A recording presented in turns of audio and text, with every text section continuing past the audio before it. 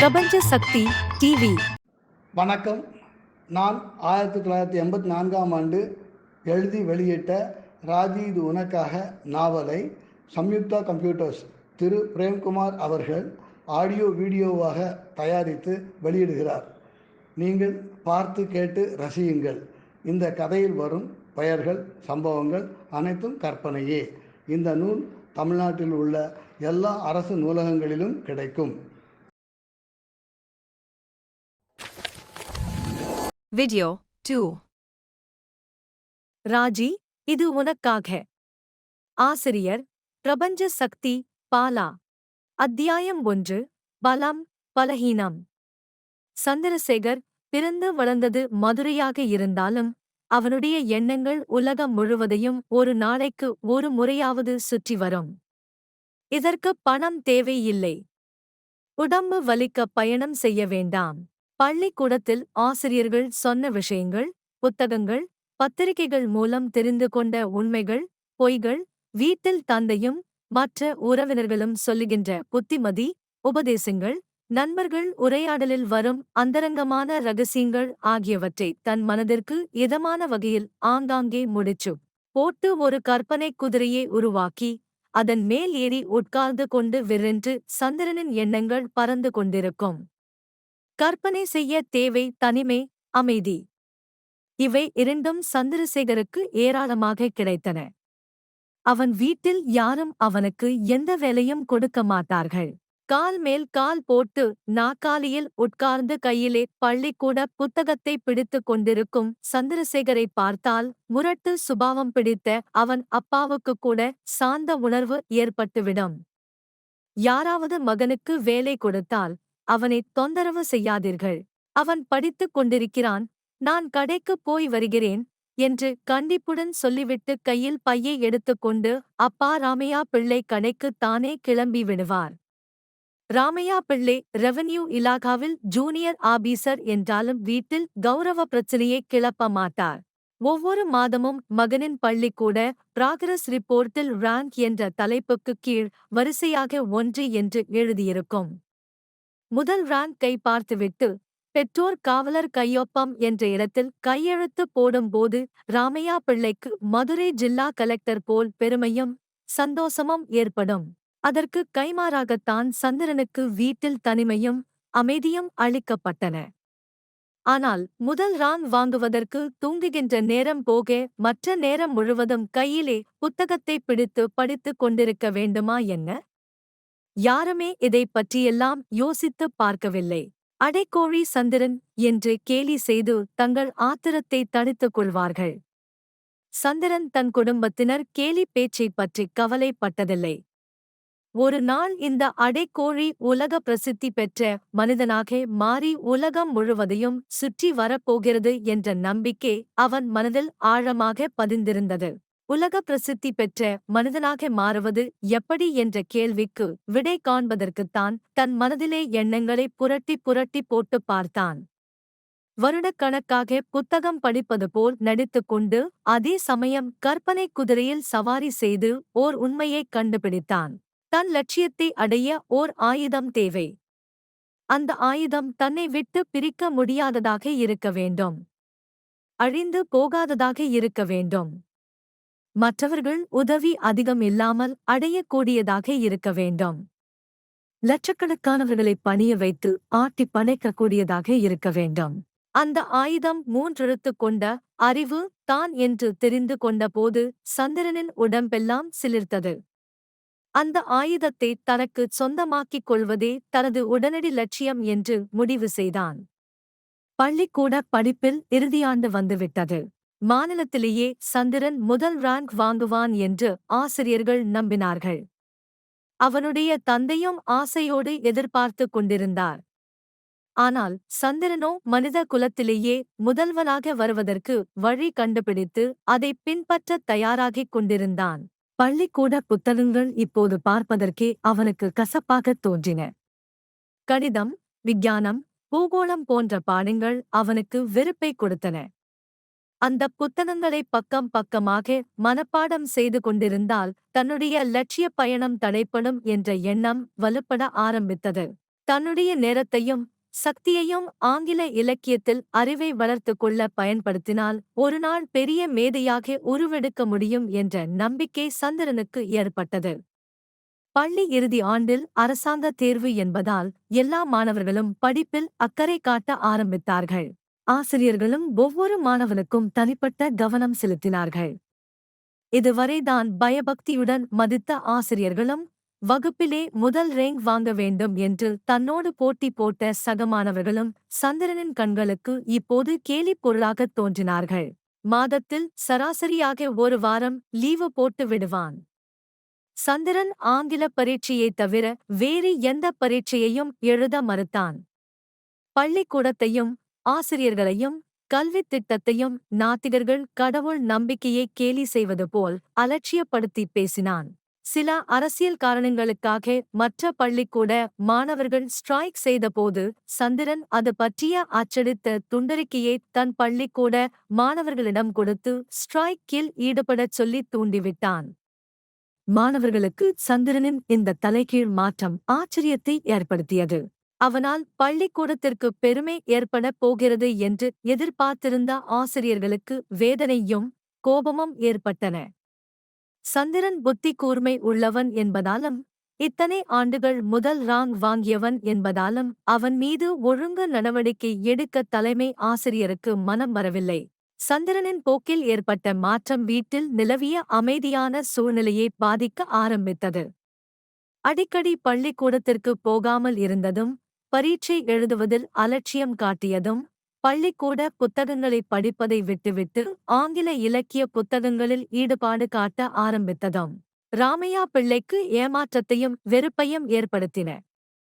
இந்த வருடம் அரசாங்க தேர்வில் நல்ல மார்க் வாங்காவிட்டால் தொடர்ந்து படிப்பதற்கு என்னுடைய உதவியே எதிர்பார்க்காதே. ஏதாவது வேலை தேடிக்கொண்டு வீட்டை விட்டுப் போய்விடியு. நீ இஷ்டப்படி எல்லாம் கற்பனை உலகத்தில் வாழ ஆசைப்பட்டால் நான் அதை அனுமதிக்க மாட்டேன். உன்னை இழப்பதற்கும் தயாராகி விட்டேன் என்று ராமையா பிள்ளை மனம் நொந்து கண்களில் நீர் ததும்பக் கூறினார். ஆனால் ராமையா பிள்ளையின் வார்த்தைகளில் தெளிவும் உறுதியும் இருந்தன. தன்னை இத்தனை நாட்கள் கௌரவத்தோடு நடத்திய தந்தை தன்னை இழக்கவும் தயாராகி விட்டார் என்பதைக் கேட்டதும் சந்திரனின் மனம் குமுறியது. தன்னுடைய கருத்துகளே லட்சிய வேட்கையை புரிந்து கொள்ளாத தந்தை சந்திரனுக்கு திடீரென்று ஒட்டு உறவில்லாத மனிதராகத் தோன்றினார். புலிக்குப் பிறந்தது பூனையாகுமா? அவரை விட அவனுக்கு மன உறுதி அதிகமாக இருந்தது.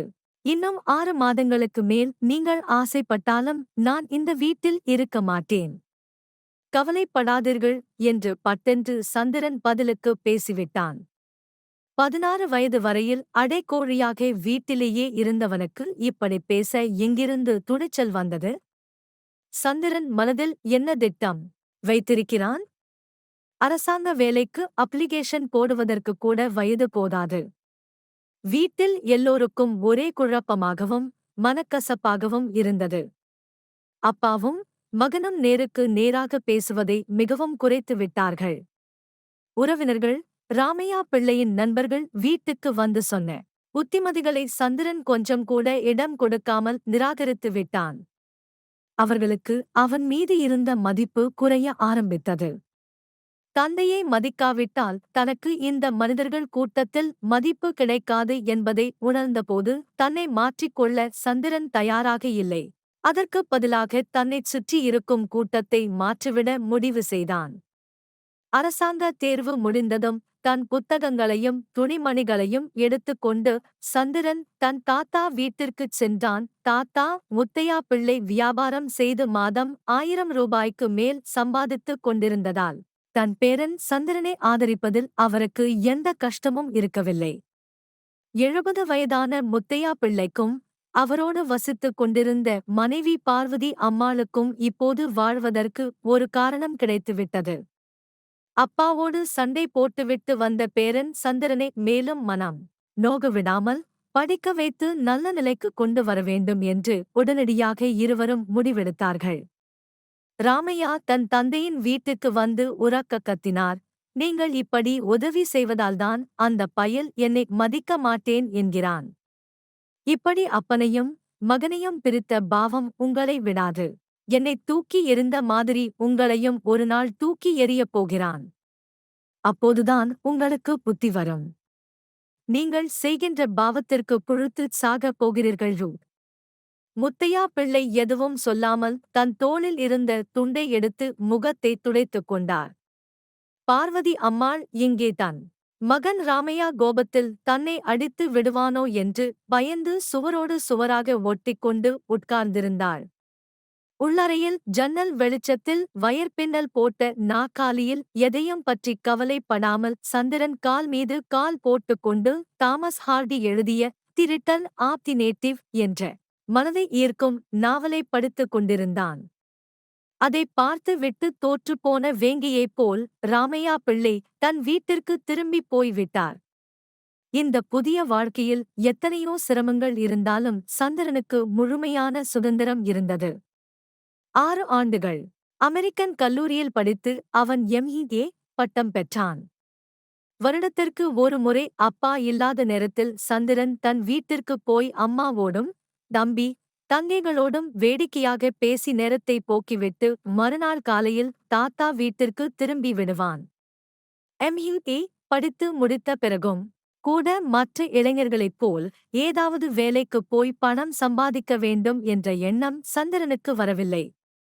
சந்திரன் இன்னும் ஏராளமான புத்தகங்களை படித்து பெர்னாட் ஷா, டாக்டர் ஜான்சன் போன்று புகழ்பெற்ற எழுத்தாளராக மாற வேண்டும் என்று ஆசைப்பட்டான்.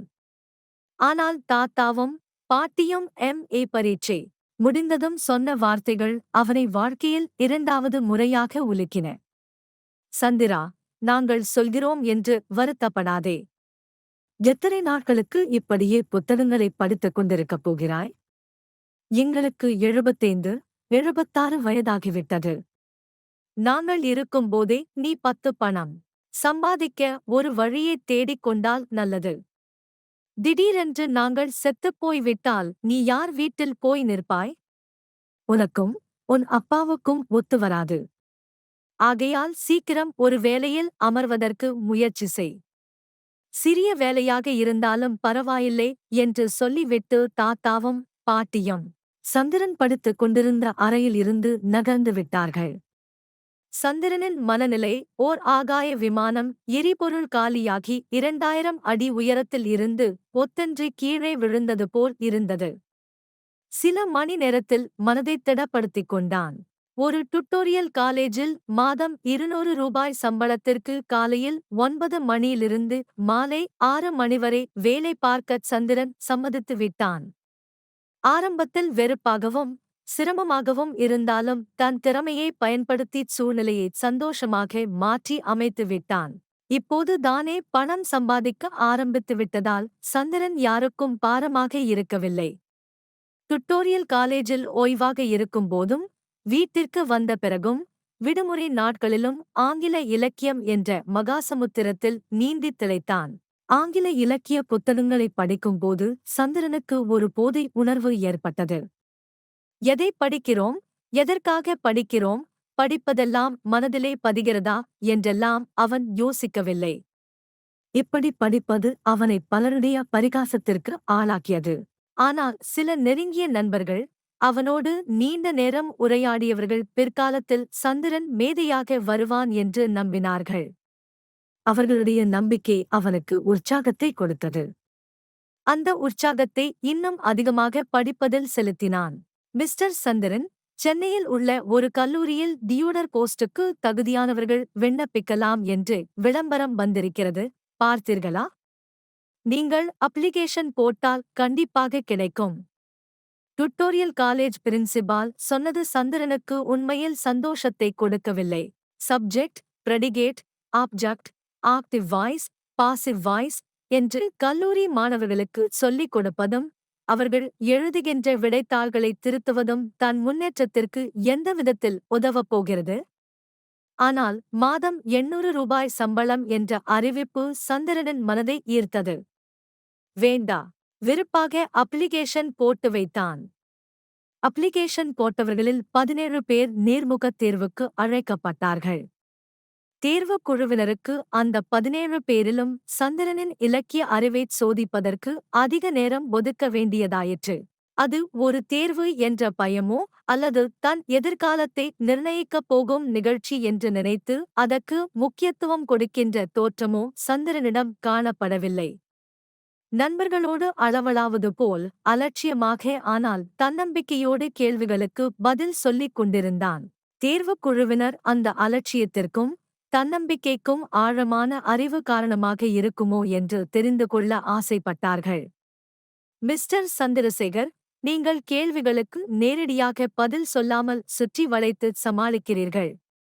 இனி நாங்கள் கேட்கப் போகும் சில கேள்விகளுக்கு நேரடியாக பதில் சொல்லுங்கள். ஷூட் முடி நரைத்திருந்ததாலும் சொன்னவரின் குரலில் உறுதியும் கண்டிப்பும் இருந்தன. சந்திரனுக்கு பயத்திற்குப் பதிலாக சந்தோஷம் ஏற்பட்டது. தேர்வில் வெற்றி பெறாவிட்டாலும் பரவாயில்லை. தன்னுடைய திறமையைச் சோதிப்பவர்களை குழப்ப வேண்டும். அவர்களை பெரிய மேதைகள் என்றுதான் நினைக்கவில்லை என்பதை வெளிப்படையாகக் காட்டிவிட வேண்டும் என்ற எண்ணத்தோடுதான் சந்திரன் தேர்வுக்கு வந்திருந்தான். சந்திரனுக்கு பாதி வெற்றி கிடைத்துவிட்டது. பதில் சொல்லுகின்ற பாணியை மாற்றுவதற்கு ஒத்துக்கொண்டான். சரி, கேளுங்கள். நேரடியாகவும் சுருக்கமாகவும் பதில் சொல்லுகிறேன். ஆங்கில இலக்கியத்தில் உங்களுக்கு மிகவும் பிடித்தமான எழுத்தாளர் யார்? சந்தேகத்திற்கு இடமில்லாமல் ஷேக்ஸ்பியர் தான். ஷேக்ஸ்பியர் சிறந்த எழுத்தாளர் என்பதற்கு ஒரேயொரு காரணம் கூறுங்கள். ஷேக்ஸ்பியர் மனித வாழ்க்கையின் பல்வேறு அம்சங்களை தன் நாடகங்களில் ஈடிணையற்ற முறையில் படம் பிடித்துக் காட்டுகிறார். அந்த அம்சங்களில் உங்களை அதிகமாக கவர்ந்தது எது என்று சொல்ல முடியுமா? காதல். சந்திரன் முகபாவத்தில் மாற்றம் எதுவும் இல்லாமல் பதிலளித்தான். தேர்வுக் குழுவில் இருந்தவர்கள் புன்முறுவலை மறைத்துக்கொண்டு கேள்வியைத் தொடர்ந்தார்கள். எந்த நாடகத்தில் காதல் அம்சம் சிறப்பாக வர்ணிக்கப்பட்டுள்ளது? எ மிட் சம்மர் நைட்ஸ் ட்ரீம். அந்த நாடகத்தில் காதலைப் பற்றி என்ன உண்மையை நாடகாசிரியர் நிலைநாட்டுகிறார்? ஆண்களுக்குக் காதல் உணர்வு நிலையானது. ஆனால் காதலிக்கின்ற பெண் வேறுபடலாம். இப்போதும் சந்திரன் அமைதியாக ஆனால் உறுதியாக பதில் சொல்லிவிட்டு அடுத்த கேள்விக்குத் தயாராக நடுவில் இருந்தவரின் முகத்தை கண் இமைக்காமல் பார்த்து கொண்டிருந்தான். தேர்வாளர்களுக்கு சந்திரன் துணிச்சலோடு வெளிப்படையாகச் சொன்ன பதில் சற்று அதிர்ச்சியையும் ஆச்சரியத்தையும் கூடவே கொஞ்சம் கோபத்தையும் ஏற்படுத்தியது. அவர்களால் அந்த உணர்வுகளை முகத்தில் காட்டாமல் மறைக்க முடியவில்லை. சந்திரன் மனதிற்குள் அவர்கள் நிலையை நினைத்து ரசித்து மகிழ்ந்தான். இது வரையில் அமைதியாகச் சந்திரனுக்கு எதிராக இடது புறத்தில் இருந்தவர் தன்னுடைய டையை கழுத்தோடு நெருக்கிக் கொண்டு மிகவும் நிதானத்தோடு ஏதோ முக்கியமான கேள்வி கேட்கும் பாவனையில் வார்த்தைகளை உதிர்த்தார். அது சரி. பெண்களுடைய காதல் உணர்வு பற்றி நீங்கள் என்ன சொல்கிறீர்கள்? நாம் தமிழ்நாட்டில் இருக்கிறோம் சார். பதில் சொல்வதற்கு பயமாக இருக்கிறது. நீங்கள் விரும்பினால் இந்த இன்டர்வியூ முடிந்த பிறகு தனியாகச் சந்தித்துச் சொல்கிறேன். தேர்வுக் குழுவில் இருந்த 3 பேரும் முதன் முறையாகத் தங்கள் கம்பீரத்தை குறைத்துக் கொண்டு அடக்க முடியாமல் கடகடவென்று சிரித்தார்கள். ஆனால் சந்திரன் சிரிக்கவில்லை. அவனுக்குத் தேவை இதைவிட வசமான கேள்வி. அதுவும் வந்தது. ஆமாம், இதுபோன்ற கருத்துக்களை நீங்கள் எந்த புத்தகத்தில் படித்தீர்கள்? என்னுடைய வாழ்க்கை புத்தகத்தில். பட்டென்று பதில் சொன்னான் சந்திரன். தேர்வுக் குழுவினருக்கு சந்திரனிடம் தோற்றுப் போனது போல் உணர்வு ஏற்பட்டது. இதற்கு மேல் அவர்கள் கேள்வி கேட்க விரும்பவில்லை. நடுவில் இருந்தவர் தன்னுடைய பாதி நரைத்துப் போன தலையை வருடிக்கொண்டே சற்று புன்னகையோடு கடைசி வார்த்தைகளைக் கூறி முடித்தார். மிஸ்டர் சந்திரசேகர், உங்களுக்கு பிரகாசமான எதிர்காலம் இருக்கிறது என்று நினைக்கிறேன். நீங்கள் போகலாம். சந்திரன் மூவரையும் கனிவோடு தன் கண்களைச் சுழற்றி பார்த்துவிட்டு அந்த அறையில் இருந்து வெளியே வந்தான். இன்டர்வியூ முடிந்து 10 நாட்களுக்குள் ரெஜிஸ்டர் தபாலில் அப்பாயின்ட்மெண்ட் ஆர்டர் வந்துவிட்டது. தான் முரண்பாடான கருத்துகள் கொண்டிருந்தாலும் இந்தச் சமுதாயம் தன் திறமையை மதிக்கிறது என்று நினைத்தபோது சந்திரனுக்கு மகிழ்ச்சி ஏற்பட்டது. சந்திரனுக்கு தன் கருத்துக்களை மாற்றாமல் அதே பாதையில் தொடர்ந்து செல்ல பச்சை கொடி காட்டப்பட்டது போல் இருந்தது. ஆனால் அந்த மகிழ்ச்சி முழுமையானதாக இருக்கவில்லை. காலை 10 மணி முதல் மாலை 4 மணி வரை கல்லூரி கட்டுப்பாட்டிற்கு உட்பட்டு தான் வாழப்போகும் வாழ்க்கை சந்திரனுக்கு சிறைச்சாலை கைதியை நினைவுபடுத்தியது. தாத்தாவிடம் இருந்து தொடர்ந்து உதவி கிடைக்காது என்று தெரிந்துவிட்டதாலும், டுட்டோரியல் காலேஜ் சம்பளம் மிகவும் குறைவாக இருந்ததாலும் இந்த புதிய தண்டனையை ஏற்றுக் கொள்வதைத் தவிர சந்திரனுக்கு வேறு வழி தெரியவில்லை. தாத்தாவும் பாட்டியும் எவ்வளவோ வற்புறுத்தியும் தன் தந்தையிடம் விடைபெற்றுக் கொள்ளாமலே சந்திரன் சென்னைக்கு கிளம்பிவிட்டான். சந்திரனின் அறிவாற்றலும் கடின உழைப்பும் அவனுக்கு அலங்காரத்தை கொடுத்தன. ஆழ்ந்து சிந்தித்து முடிவு செய்வதும், அந்த முடிவை உடம்பு பிடியாக பிடித்துக் கொண்டு முன்னேறுவதும் சமுதாயத்தின் கண்களுக்கு சந்திரனிடம் உள்ள பலத்தை கொடுக்கும் அம்சங்களாகத் தோன்றின. 23 வயது நிரம்பாத அந்த இளைஞனை சமுதாயம் பாராட்டியது, பரிசும் கொடுத்தது. ஆனால் சமூகம் தனிப்பட்ட மனிதனை எளிதாக அபாரமான நிலைக்கு வளர விடுவதில்லை. அப்படி அவன் வளர்ந்து விட்டால் அவனுக்கு நாம் அடிமையாக நேரிடுமோ என்ற பயம் இதற்குக் காரணமாக இருக்கலாம். அளவுக்கு மீறி தன் அறிவை வளர்த்துக் கொள்ள வேண்டும் என்று சந்திரன் ஆசைப்பட்டபோது அதற்கு பல தடைகளை போட்டு பார்த்து தோற்றவுடன் வேறு வழி இல்லாமல் சமூகம் அவனை அவன் விரும்பிய வழியிலேயே செல்ல அனுமதித்தது. சந்திரனும் சமூகத்திற்கு அதிக தொந்தரவு கொடுக்காமல் தன் வழியை வகுத்துக் கொண்டான். சந்திரன் தன் அறிவை ஈடு இணையற்ற முறையில் வளர்த்துக் கொள்ள வேண்டும் என்ற இயற்கையான உணர்வுக்கு எப்படி அடிமையாகி இருந்தானோ, அதுபோலவே இன்னொரு இயற்கையான உணர்வுக்கும் பலி ஆகியிருந்தான். அந்த உணர்வு பல பெண்கள் மீது அவனுக்கு ஏற்பட்ட காதல் ஈடுபாடு. சில பெண்கள் மீது அவன் தன் இதயத்தில் வெளிப்படுத்த முடியாமல் அடக்கி வைத்திருந்த காம இச்சை. நூற்றுக்கணக்கான புத்தகங்களை படிக்கும் இளைஞனை பாராட்டிய சமூகம், அதே இளைஞன் நூற்றுக்கணக்கான பெண்கள் மீது காதல் ஈடுபாடு காட்டினால் அவனை வெறுத்து ஒதுக்குவதன் நியாயத்தை சந்திரனால் புரிந்து கொள்ள முடியவில்லை. ஓர் ஆண் பல பெண்களோடு உடலுறவு கொள்வதை அருவருப்பாகக் கருதும் இந்த மனித சமுதாயத்தோடு தனக்கு ஒரு மாபெரும் போராட்டம் காத்திருக்கிறது என்பதை மிகச் சிறிய வயதிலேயே சந்திரன் புரிந்து கொண்டான். சமுதாயம் தவறு என்று சொன்னதற்காக தன் கருத்துக்களை சந்திரன் மாற்றிக்கொள்ள தயாராக இல்லை. அவனுக்கு பெண்கள் மீது ஏற்படும் காதல் ஈடுபாட்டையும் காம இச்சையையும் கட்டுப்படுத்துவது மூச்சுக் குழாயை பிடித்து நெரிப்பது போல் இருந்தது. சில சந்தர்ப்பங்களில் சந்திரன் காதல் உணர்வை அடக்க முடியாமல் வெளிப்படுத்திய போது சிரமங்களுக்கு ஆளானான். அப்படி சிரமப்படுத்தியவர்கள் சந்திரனை அவமானப்படுத்தி அடக்கிவிட்டதாக நினைத்து பெருமைப்பட்டார்கள், திருப்தி அடைந்தார்கள். சந்திரன் தன்னை அவமானப்படுத்தியவர்களின் செய்கைக்கு பின்னால் சிந்தனை தெளிவு இல்லை என்று புரிந்து கொண்டு அந்த அறியாமையை நினைத்துச் சிரித்தான்.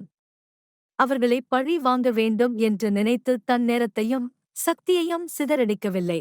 தன்னை விமர்சிப்பவர்களிடம் வாழ்க்கையைப் பற்றிய உண்மைகளை விளக்கிச் சொல்லி அவர்களை புரிய வைப்பது தனக்கு மேலும் சிரமங்களைத் தான் கொடுக்கும் என்பதால் அந்த முயற்சியிலும் சந்திரன் ஈடுபடவில்லை. ஆனால் அவமானப்பட்டதற்கு எந்தவோர் அறிகுறியும் இல்லாமல் தலை நிமிர்ந்து சிரித்த முகத்துடன் அவன் நடமாடினான். இது மற்றவர்களை குழப்பியது. சந்திரனின் தாத்தாவுக்கும் பாட்டிக்கும் அவன் கல்லூரியில் படிக்கும்போது பெண்கள் விஷயத்தில் சமூக கட்டுப்பாட்டை மீறிச் செய்த சில காரியங்கள் தெரிய வந்தன.